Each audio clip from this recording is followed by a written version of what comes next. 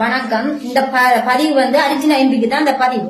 காரணம் என்னன்னா, நாங்க மக்களாகிய நாங்கள் அர்ஜுனா எம்பி அனுப்பினது மக்களுக்கு கதைப்பாருன்றத நாங்க அனுப்பினாங்க பாராளுமன்றத்தில் போய் தேசிய தலைவரையும் மாவீரரையும் கதைக்க அந்த பற்றுணர்வோட கதைக்கிறாருன்னு சொல்லி இவர் இந்த அர்ஜுனா எம்பிக்காக குரல் கொடுத்த ஒரு முன்னாள் போராளி தான் நான்.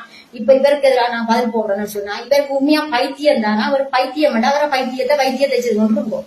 சரியா? எங்களை மனநோய்க்கார ஆக்காருங்க. எங்களை வேலை வழியை விட்டு உங்களுக்காக நாங்க ஒரு 3 நாள் புத்தகம் போடுறதுக்கு எங்களுக்கு நேரம் இல்லை. என்னன்னு சொன்னா எங்களுக்கு நாங்கள் வந்து அப்படி பாதிக்கப்பட்டிருக்கிறாங்க. காரணம் என்னன்னு சொன்னா அர்ஜுனா எம்பி வடிவாங்க 2009 முதல் நீங்க எங்க இருந்தீங்க? எங்க இருந்தீங்கன்னு சொல்லுங்க.